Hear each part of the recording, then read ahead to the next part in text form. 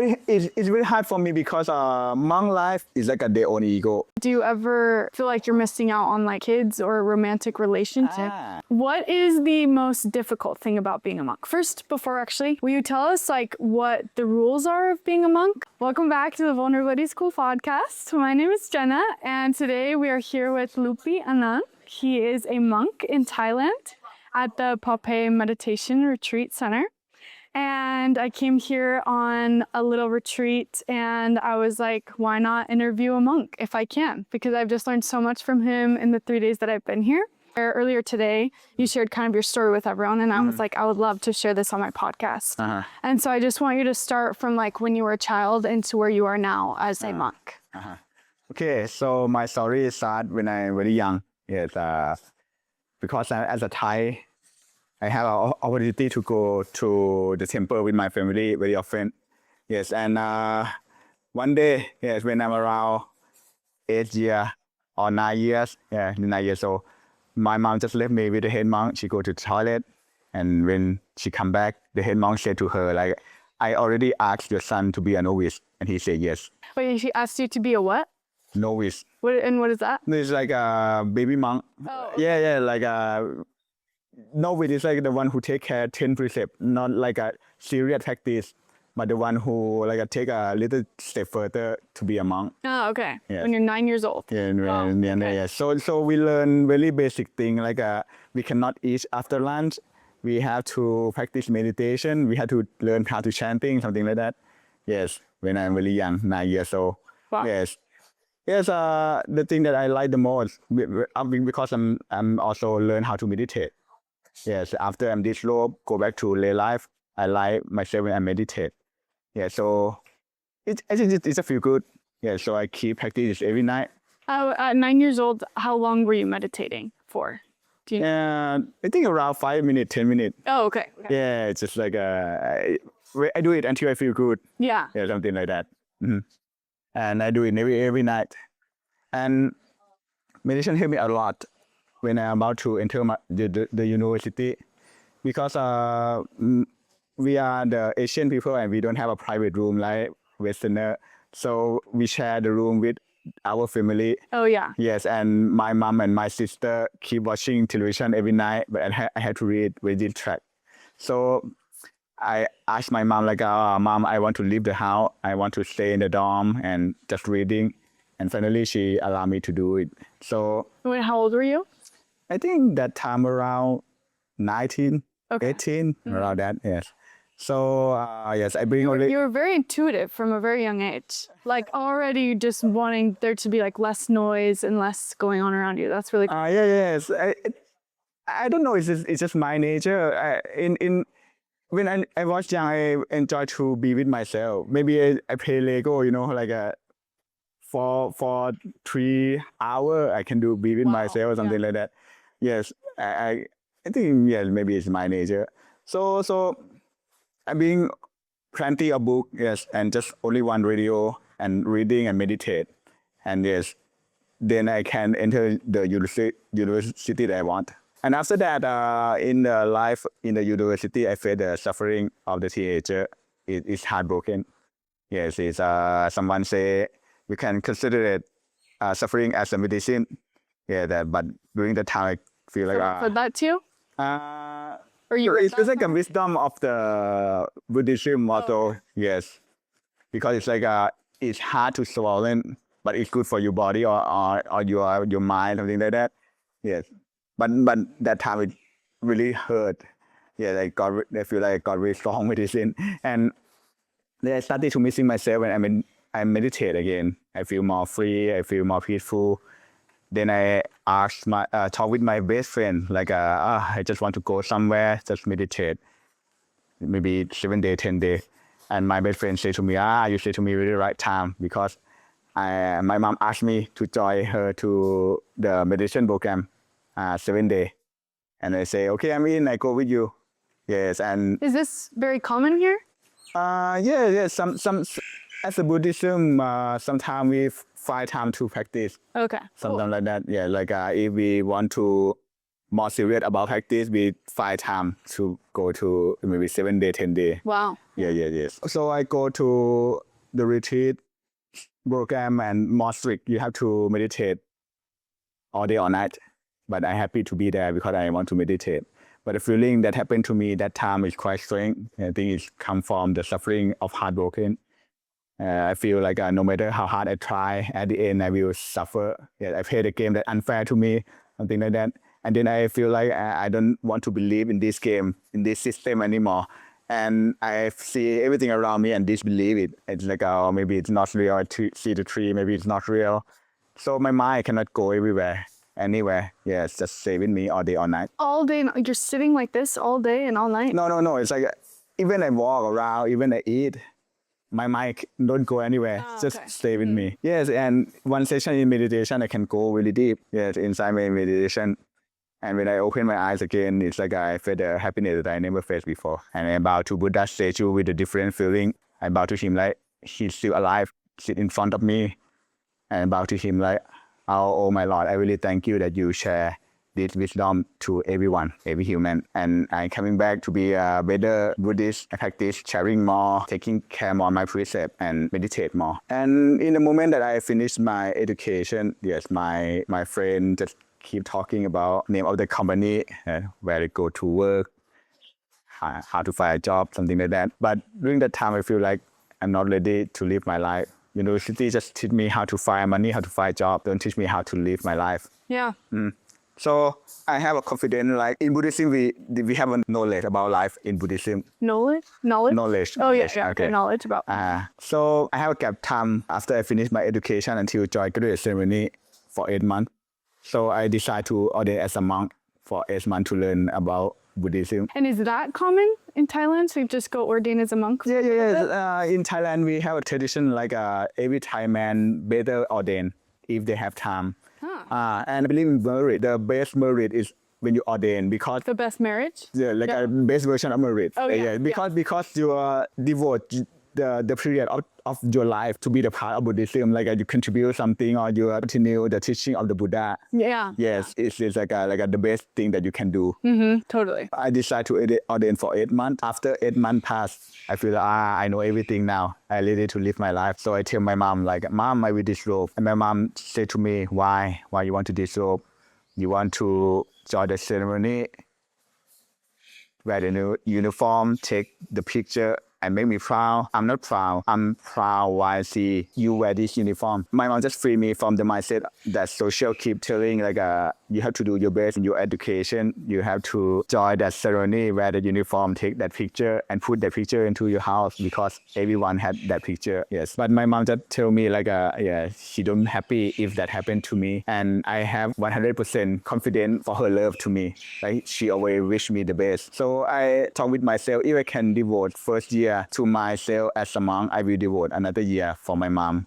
So I continue monk life for another 1 year. And during that 1 year, I also allow myself to also observe my friend life via Facebook. And yes, and if you can remember 17 years ago, yes, many people can put many picture in the Facebook. You can see many activity of your friend in Facebook. Yes, of course, they share many happy picture where they travel, the food they eat. But I still can observe like they keep complaining about their life. Like I don't want to go to work, my life is suck, something like that. And then I keep the question in my mind like my friends still suffer. And in Thailand, if you wear this uniform, we can enter every man's house, poor man's house, big man's house, rich man's house. Good thing happen, bad thing happen. They will invite you to their house to give them a blessing. So I took this opportunity to observe their life also. And let's talk about rich man. Yes, one rich man asked me to eat in his house and come to me and ask me, can you give me a blessing to my business? To product more because my marketing is too well. I keep the question in my mind, even your marketing is very well, you still suffer. Another rich man really successful with his business and come to me and keep complaining like, I worry about my son, about my nephew, he's not good enough. And I keep a question in my mind also, like, this one still suffer. And the event that monk join really often is funeral. So I can see every man dead. Yes, poor man dead, middle man dead, rich man dead. Yeah. Yes. Many people come in that ceremony, some cry, some don't. But at the end of the ceremony, they just go back to live their life. And even after I see it again and again and again, I starting to see the truth of life. Like every human, they are just the same. Maybe they're different from outside, but in the inside, in the core, they're just the same. And they have same suffer. And it seems like they spend a lot of time and energy to decorate outside of themselves. Yeah. Just to make another people understand that they are happy. Yeah. But maybe they're not. And it seems like they live their life like this until the end of their life. Wow. Yeah, like living our lives pretending we're happy so that other people think we're happy, but they're also pretending that they're happy and trying to make us think that they're happy. Yeah. It's just like this cycle. Yeah. Yes, something like that. At the end, like no one happy, but they did take a look inside themselves, inside their mind. And I talk with myself, if I'm not be a monk, I cannot see life this way. I will start with the comparing mindset with like what my house, what my friend house, what my car, what my friend car. Monk life just pull me from that perspective and give me more wise perspective about life. And if I feel like I realize more truth, I feel good. When you know more truth, you feel good. And how long have you been a monk now? I ordained for 17 years now. 17 years. Wow. Yeah, 17 years now. And do you want to do it for the rest of your life? I don't make that condition. Yeah, I'm just happy to be a monk now. And so far, like monk life bring me to the point that I know myself that I can do something for the other. Yes, especially like I share my knowledge or I make people see something a little bit more clearly. Yes, and I can see they are happy, and then I think I'm happy to be the one that can help the other like this. Yeah. Yes. That's really cool. Yeah. So. And do you ever feel like you're missing out on like kids or a romantic relationship? Or do you feel very content like this? Like, do you ever have those thoughts of... We have a special guest here.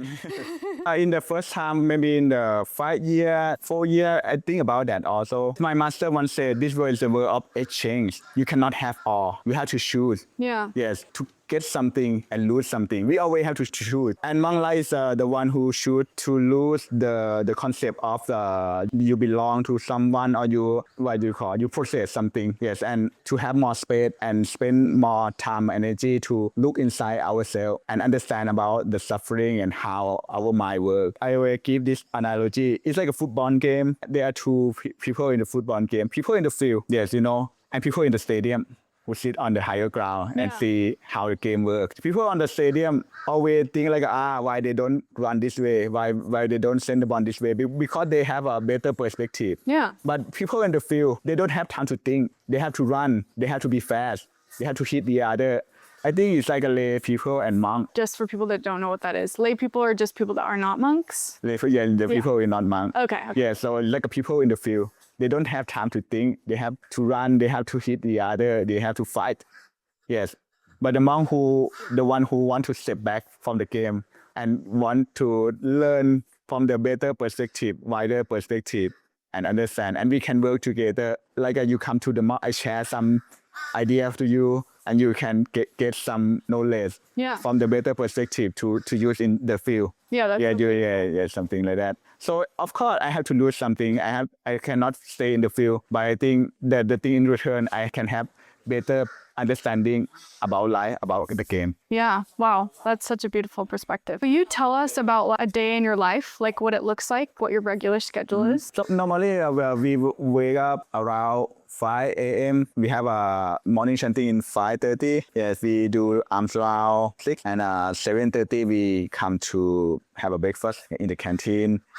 And after breakfast, sometimes we find time to Dhamma talk with the monk. Yes, sometimes I teach monk. Sometimes, yes, foreigner monk go to learn Thai language. Yes, something like that. Lunchtime is 11:30. After lunchtime, sometimes they take a rest. Sometimes we have some activity like we help this community to do something. Yes, sometimes we improve the road. Sometimes it can be the hard work. Sometimes 6:30 we come to evening chanting again, meditate together, and we finish around 8. And maybe after 8 we have a drink together sometime and just discuss something, Dhamma talk, and then we take a rest and we our routine will be like this. Wow. Mm-hmm.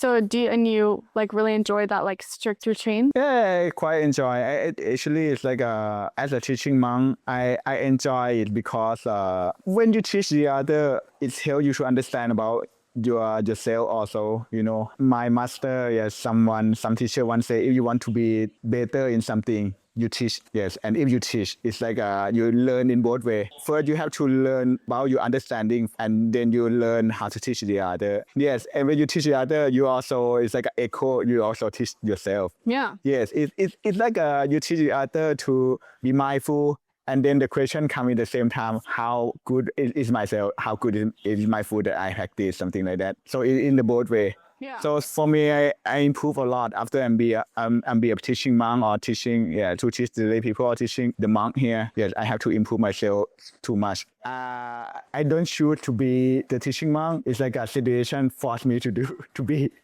Yeah. Many foreigners want to learn, and after I be with the situation and take some time, I take a look back again, or I say, oh, I learned so much. Yes. What's something you've learned lately? Like, what have you been, processing or thinking about? What are your downloads recently? Literally, for me, it's like as I tell you before we meet, I go to retreat 2 weeks for 2 weeks, just meditate.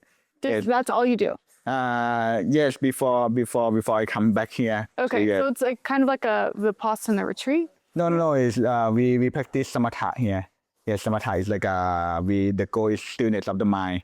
So I practice samatha. Okay. Yes, and for how many hours a day are you meditating? I think around 6 or more. Wow. 6 hours. Or Yeah. more. Yeah, it's quite a lot. So what's the difference between like the stillness in your mind and controlling your thoughts? So actually stillness of your mind, you allow your mind to work for itself. Actually, your mind want to be still, but when you control, it's like you think like you know better, and like, okay, let me take a view, but actually you don't know. Your mind know better than you. Yeah, so you have to not control, but it's like you support your mind to be still. It's like you be with your mind. Yes, some feeling arise, you allow it to come and go, something like that. It's okay. And then after you support your mind to be still and be with something that we offer to you, like be with the object, be with the visualization, be with the mantra, be with something, and you take enough time, your mind starting to still naturally. If you control, it's like you think you know better, but it's really hard because your mind is in nature. No one can control the nature. Yet if you want to control your mind, it's really hard. And but the more you try to control, the worse it gets. Yeah, it's like a nature also. Yeah,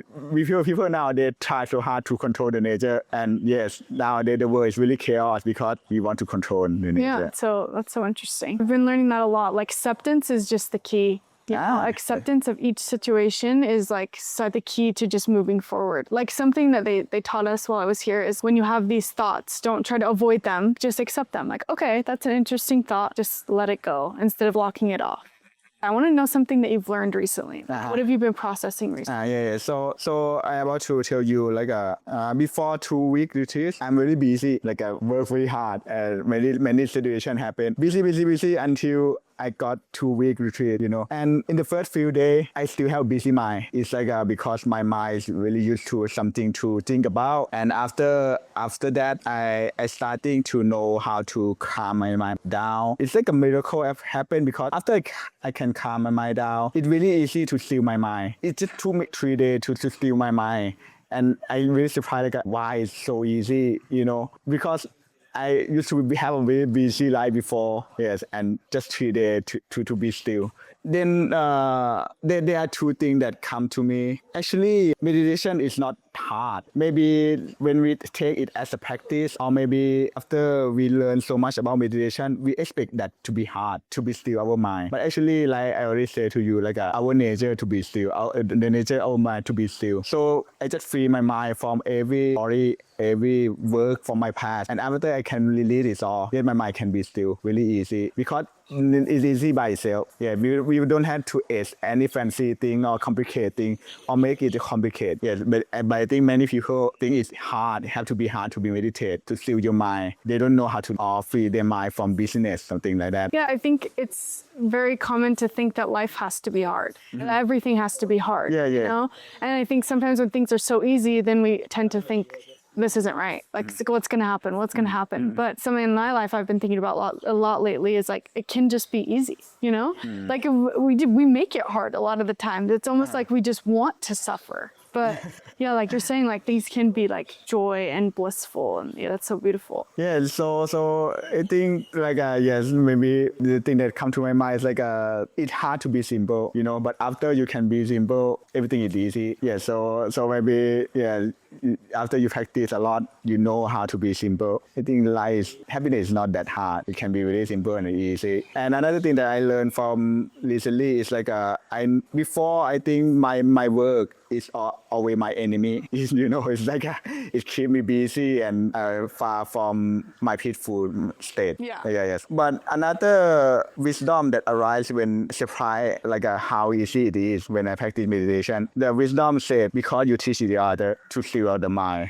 then you got the karma to support you through meditation. Yeah. So I think it's like another shift of my perspective also. Yeah. Yes. I don't expect anything in return. You know, I teach the other to meditate well because I know it's good for me and I want to share this feeling for the other. Now I think it support each other, my work and my meditation now. So I'm starting to find the balance, you know, like okay, I do this and this thing that I do in daily life will come back and will return to me one day, and it don't have to be hard, can be very simple. Something I really loved that you shared today was about when you were sitting with your niece and you were reading the book. I would love for you to share that insight. Yeah. For me, I think meditation, it seems like such a simple thing. Like, oh, you just sit and you sit with your thoughts. But like, I loved how you explained that. So you explain. Okay. So the thing that I share today is about when I go back to my family to spend some time with them. Yeah. Oh, also, how often do you do that? Like, how often can you go see your family? It depends. It depends. Yes. But normally maybe every 2 months can be something like that. Yes. We come back to the family just. Sometimes we visit them, maybe they invite us to do some retreat, something like that. So I have time to spend with my family and have a little niece. Yes, she around 3 years old. And when I spend time with her, she always bring me her favorite book. And if you have experience with a little kid, even they have a plenty of book, 100 books, only few favorite book. Yes, maybe just 2 books. She keep bring to me and ask me to read for her. After 1 time easy, 3 times still easy, 10 times I started to wonder why she like this book so much, you know. And when I read for her, I observe her eyes, you know, and her eyes really excited. It's like the first time she read this book. And I started to synchronize with her feeling, and like a real miracle happened. I see the new thing also, like there are butterfly here I never see before. This chandelier is really beautiful. And then I realized this is a really good mindset for meditation. Yes, because I believe the best teacher, the best lesson is already in you, in ourselves. But the thing that we have to do is just learn, just read. And some people read themselves in the wrong way. Yes, sometimes we are like a pop-up book. There are many hidden areas that we never opened it before. And after you open it, like this thing also inside of me. But sometimes they are the same page, same picture that you see many times, but you never refresh yourself, your mind, your ego, to see it again in the bright, brand new mindset. Maybe you refresh yourself and see the same picture, same part inside you again. You can see the beautiful, like this thing inside of me also beautiful. And maybe you say it's like a 100-page book, but after you read it for 10 pages, you say, I already understand it story, I already know, but you just stop reading, you don't continue reading, but many pages waiting for you to discover, to read. This thing that after finish this story, I ask people to do the 3 things. When you're about to meditate, treat yourself as your favorite book, be innocent and enjoy your reading. So treat yourself as your favorite book, be innocent, and enjoy your reading. Yeah, I love that. That's so beautiful. What is the most difficult thing about being a monk? First, before actually, will you tell us like what the rules are of being a monk? And then will you tell us what you feel is the most difficult part of being a monk? The rule had to be a monk. Like what you have to follow. Okay, I will tell you the first four rule that very important. If you do it, your monkhood will just destroy. Yes, and you cannot be the monk again in this lifetime. So first one is sexual intercourse. You cannot do it. Okay. Yes. Second one is to store something, and the rule is high enough to get you to the jail. Oh, okay. Okay. And third one, to kill human or order to kill or something like that. And last one, you lie that you have supernatural power or enter some state of the enlightened. But Wait, what is that one? The fourth one? What? you enter some state of enlightened. In Buddhism, we have 4 states of enlightened. Yes, if you lie that your meditation is really good and you are already enlightened. Okay. Yeah, you cannot do these 4 things. Yes, but the thing that really different, really hard for me is not include these 4 things. It's really hard for me because monk life is like their own ego, like of course we have to live in this world and religion is really related with the tradition and everything. And sometimes when you meditate and you free yourself from the ego, maybe sometimes it's contrast, Yeah. Yes, as a monk, from your heart, maybe you believe something, but as a monk, you cannot say it. Yeah. It sometimes it's hard like this. Yeah, that's cool. Yes, and yes, as because you are some side of spiritual leader or spiritual teacher, but deep down in your heart, some you believe differently, little bit, but you cannot say as a monk, something like that. I have thought about that while I was watching because I think we are our own teacher. We are essentially our own therapist. We are the light. Like I believe like God is within us. And so I was thinking when I was watching you guys, like I wonder if sometimes they have thoughts that are like contrasting, I guess, the Buddhism. Because for me, like I grew up in a very strict religious community, Mormonism. I don't know if you know about it, but when you guys were bowing, it like triggered me, because I'm like, oh, I don't want to do that. I don't want to bow to a statue. So I was thinking about like if a monk had that thought of like, oh, I don't feel comfortable doing that. They kind of just have to just realize that they are a monk and they chose to be in this, like in Buddhism, and that's what you do. So you kind of just have to do it, right? Yeah, but for me now, I don't answer your question, but I want to share like I said, it's like now recently I starting to find more balance also. It's like the way to live in your ego and spiritual. In the first time, it can be very contrast. Yeah. Yes, but after you practice enough time and you're starting to know the ego is necessary also. Like people need what you call the way to live together. Ego is like some kind of role play also. like I have to do this or do that. But I think as long as you don't take it as the problem, like yes, sometimes the world need it. This is like how the world it is, and you don't take it as the problem. Don't make it to go into your mind and make you fluctuate or angry or something like that. Then you understand the existence of everything. Sometimes the world needs something to happen like that for some people. Like if you don't have tradition, if we don't have ceremony, it's really hard to experience something in religions, Yeah. That's why we have some ceremony, we have something for people to experience some spiritual thing. But after you practice more and experience more about spiritual and understand more the wisdom behind it, you don't have any problem. That makes a lot of sense. Yeah, because none of this would exist if there wasn't the structure and like, yes. So that makes sense. Because people have many levels. We can take look back of ourselves also. When you are